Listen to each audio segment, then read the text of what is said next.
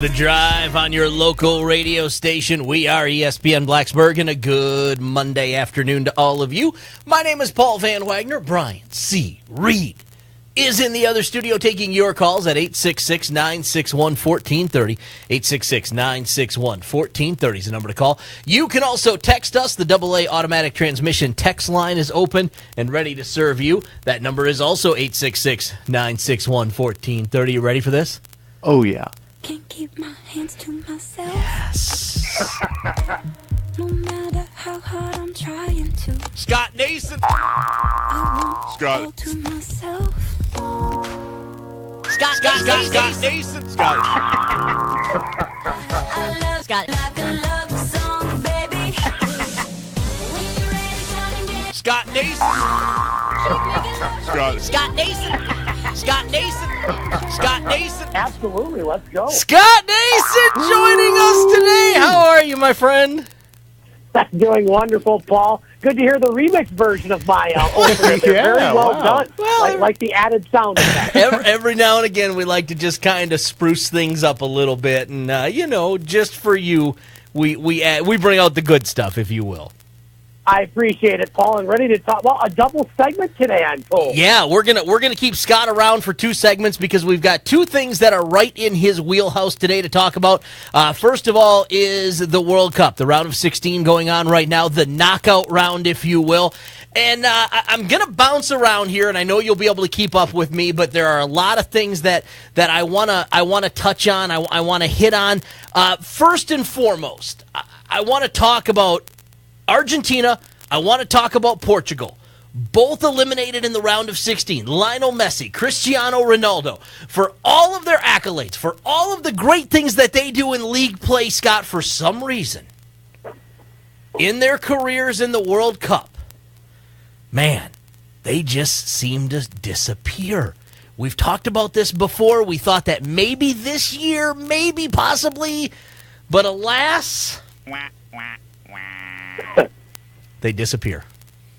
Yeah, I mean, the numbers don't lie, Paul, and, Ronaldo does have a feather to his cap in European championships. He has won that for Portugal, so Right. He has performed better than Messi, but you look at when the rubber hits the road, if you will, in the knockout stage, Yeah. and you look at how Messi and Ronaldo have done historically in those matches, yeah, they both scored quite a few goals, especially Ronaldo this year in the group stage, but when you get to those games that really matter, neither one, I believe, has ever scored a goal in the knockout stages Right. of the World Cup. And, Argentina was struggling from the moment they started the tournament. They were very lucky to even make it to the round of 16. And so that one didn't surprise me too much as far as France.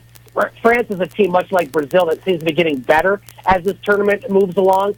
Portugal kind of surprised me. Uruguay, a club that still not a lot of people are talking about. They hadn't given up a goal until the match against Portugal, and they go through. And so I don't think anybody can argue that Ronaldo and Messi, despite all their accolades, all their awards, and all their championships as far as domestically and for clubs, for country, not quite the same. Do we put too much on these two guys? Because, let's face it, there's 11 other dudes or 10 other dudes. I don't know exactly how many people play soccer.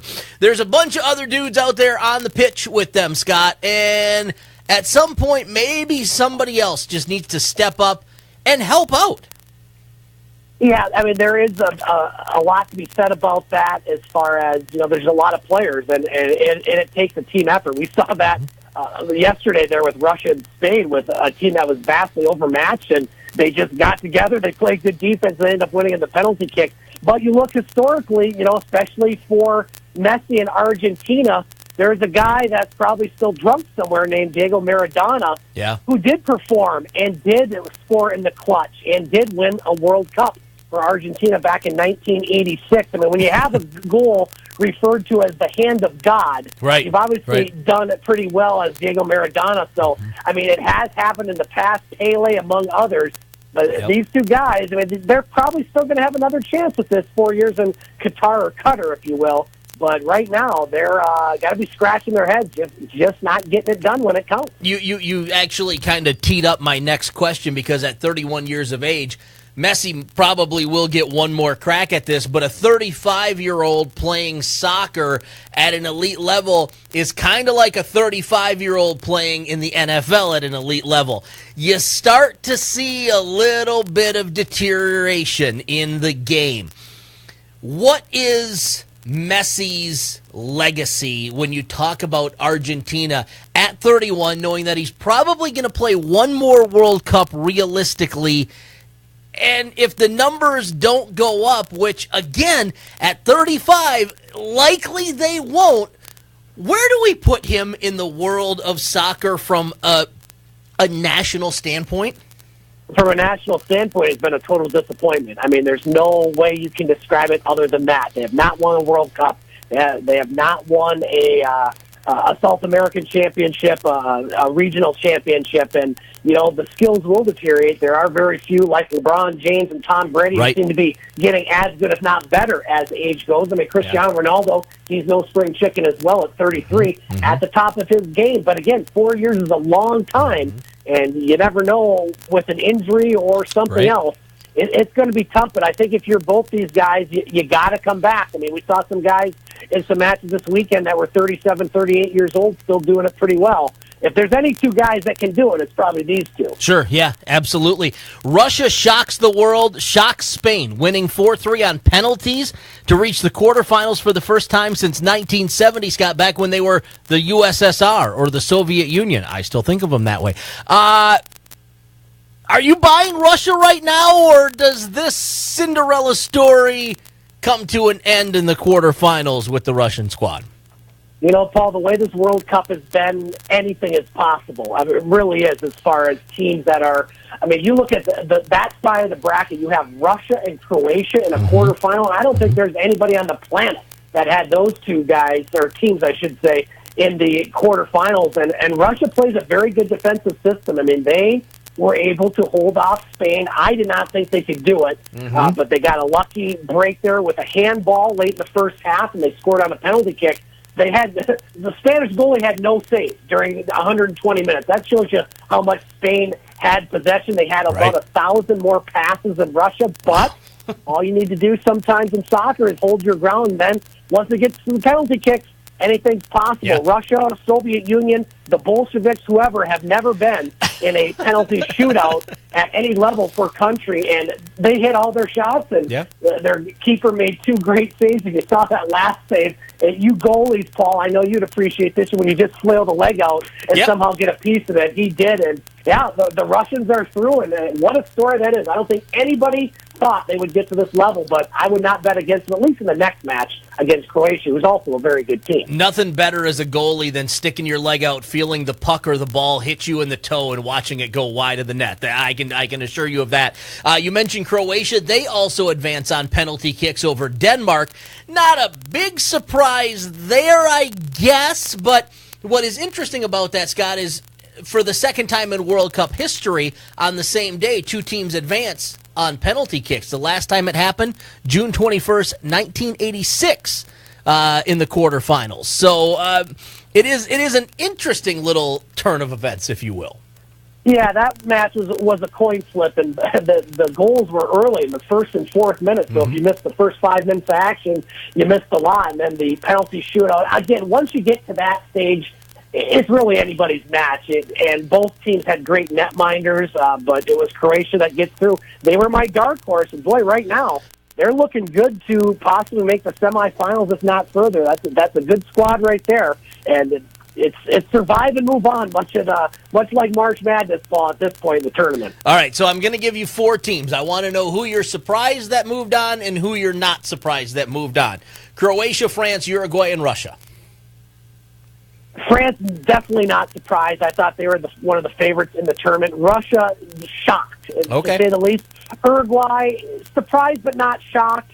Croatia, I thought would do well. So I'm going to say I'm not that surprised by Croatia. So definitely Russia, the shocker of that group as far as teams advancing. All right, on the other side, I think you're going to have a little bit harder time. The teams that were eliminated in the round of 16 already, and we're going to get to today's action yet. This was prior to today. Argentina, Denmark, Portugal, Spain, all out. Are you more surprised by one or the... I'm guessing Portugal, Denmark, you're not really surprised that they're out. I would say Portugal, I'm a little bit surprised Okay. just because of Ronaldo and the fact that they won the European Championships 2 years ago. Spain, I'm very surprised. They were in very solid form going into this tournament, and to lose to Russia, that was a shock. Argentina, definitely to me, Germany, the big disappointment overall in the World Cup, but in the knockout stage, Argentina. Granted, they were up against a very good France team, but I expected a lot more out of them, and they did not have a good tournament. So they definitely were the shocker of that group. At this point, is Brazil the favorite to win this thing? And I'm going to get to the why as a follow-up, but I guess yes, no. Are you picking Brazil at this point? I mean, if you had to pick one team right now, it's really hard to pick against Brazil. Again, they stumbled a bit out of the gate, tying their first match against Switzerland, but they dominated Mexico today. Brazil does dominate teams out of CONCACAF, which is the United States, Costa Rica, Mexico, historically. So no surprise there. They got Neymar, who's probably the biggest name left on any of the clubs except for that 19-year-old French guy that had 3 goals the other day. Yep. But Brazil, I mean, they're going to take on Belgium, who just survived against Japan being down 2-0. But right now, you know, you look at Brazil, they do have the harder road than any of the teams on the other side. I mean, they're going to have to get through Belgium, then they're going to have to get through probably France, and then the World Cup final. But my money's on Brazil as far as teams to win right now. Prior to today, no team had ever shut out their opponents 5 times in the World Cup. Brazil does that by beating Mexico 2-0 today. Again, it's not just offense. Brazil's defense, obviously, and their goaltending is pretty solid. They have a big chip on their shoulder from 4 years ago, Paul, where they got not just knocked out of their host World Cup in 2014. They got embarrassed 7-1 by Germany. So there's a lot of players with a lot of chips on their shoulders, and if there's one team that knows how to win, it's Brazil, and they do it all different ways. They have Neymar, who's always the X factor, and they have a very good system out there that doesn't allow a lot of scoring opportunities. And Belgium, they're a team that scores a lot of goals. They got 3 today. They've got a bunch in this tournament, but they're going to be up against a pretty formidable opponent in Brazil. Mexico, of course, falling to Brazil today, eliminated from the round of 16 for the 6th straight World Cup. Is that a disappointment for Mexico, or is it one of those deals where it's good enough to get to the elimination round, and heck, we're doing better than USA right now? You could say that, and I think many would, but I don't think the Mexican fans would say that, especially the way they started the tournament, knocking off Germany, which doesn't look as impressive now, I might add, but they go 2-0, and where they lost it was that game against Sweden. They got beat 3-0 and ended up going to that side of the bracket and taking on Brazil. Mexico gets points in that match, then they're on the other side, and who knows what happens, but CONCACAF is going to have to figure out a way to get more competitive teams in the next 8 years when they host the World Cup in 2026, because right now, they're just not getting the job done. They're not getting teams into the quarterfinals. Heck, the last team to get to the quarterfinals, I believe, was the United States in 2002, which is hard to believe now. So there's going to have to be some heavy looking and some investments, I think, as far as these countries to get more money into these youth programs and do what Iceland did. They put a lot of money into their youth development program a few years ago where they didn't have parents coaching. They actually had, actual coaches and systems that were being installed, and they showed the results by making the World Cup. So we're going to have to figure out how to do things on this side of the hemisphere, if you will. Scott's other favorite sport is tennis, and he is devastated. We're going to take a break. When we come back, Scott's going to hang with us. We'll explain why he's devastated next. You're listening to The Drive on your local radio station. We are ESPN Blacksburg. The Drive on your local radio station. We are ESPN Blacksburg, and a good Monday afternoon to all of you. Brian Reed taking your calls at 866-961-1430. You can also text us, the AA Automatic Transmission text line, open and ready to serve you. The number exactly the same, 866-961-1430. We kept Scott Nason around. We are running very short on time, so we're going to make this fairly quick. But Scott is devastated. American Sloane Stephens exits from Wimbledon, losing to an unseeded Donna Vekic. Scott, this comes as a shock to me. Stephens was the number 4 seed in London. Gone. Yeah, a lot of Americans expected to do well at Wimbledon, and I don't think many people had Stephens losing to Vekic. Good week for Croatia. Their soccer team makes the quarterfinals, and Vekic, who's the 55th ranked player in the world, who has only gotten to the second round of Wimbledon before, springs the upset. So, yeah, tough job or tough loss for the Americans, but they got a lot of others playing, so Hey, we'll have to see what the Williams sisters do. They historically do pretty well at this tournament, Paul. That is true. And if you look at Serena Williams, she gets kind of an interesting ranking. Wimbledon makes her number 25 in the rankings. Of course, they're allowed to do that. For those that listened to Matt Zemek last week, Matt kind of broke it down for us and explained it to us. But she gets the number 25 seed, which I guess for a player that hasn't played very much recently, not a bad spot to be in. Not really, and I think you can just throw the seeds out the window when it comes to Serena Williams. I mean, she will face a higher-seeded player earlier because of the ranking. Right. Madison Keys would potentially play Serena Williams, I think, in the 4th round, but she's won so many times over there. Her sister Venus is playing pretty well as well. They're both on the same half of the bracket, so they couldn't meet each other in the finals, but I don't think Serena's worried about that number 25 by her. She just looks at all the titles she has, and I think she feels a lot better about life. Speaking of somebody that has a lot of titles, Roger Federer has a bunch. 20 times major champion, 8-time Wimbledon champion. What makes Roger Federer so good on grass? Just his style of game. I mean, he has not the best serve, but a great serve. He can hit it from the baseline as good as anybody, and he's doing it at a very old age. We talked that in the last segment about, Tom Brady and LeBron James. You got to put Federer in that category. I mean, 36 years old. He's won 5 majors since turning 30. And again, tennis isn't really doesn't happen very much in tennis. Only a few guys have done that. Federer's just a good all-around player. He can win on all surfaces he has, and right now, it's pretty hard pressed to pick against him because of his form and how he's playing. Andy Murray on Sunday off of his Facebook page announced that he was withdrawing. He's been dealing with a hip injury. I know Murray kind of a local favorite at Wimbledon. Does that affect the draw at all, the fact that he's not going to be there? Well, it does, because there's only been 4 guys that have won it there basically since Leighton Hewitt won it in the early 2000s. I mean, you look at Djokovic, whose form has fallen off after an injury, Nadal, who's back to kind of where he was and doing what he usually does.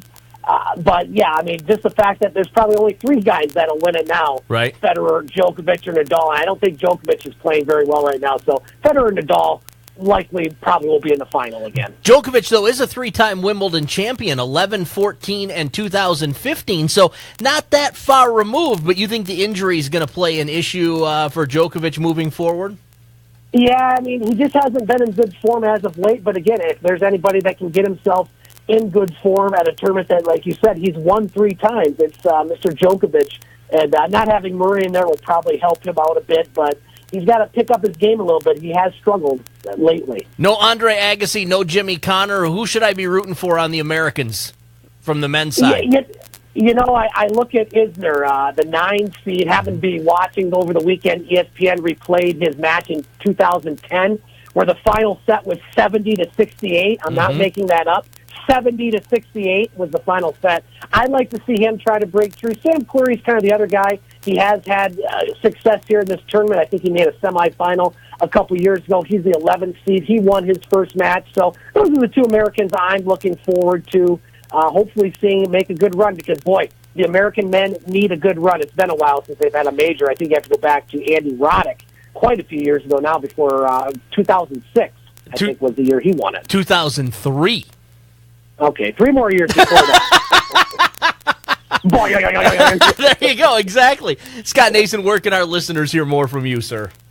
Well, we're taking this week off because of the holidays, but we'll be back with our sports show, The Game, heard on Monday nights, and you can hear the broadcast at thegamesportshow.com or thegamesportshow.podbean.com.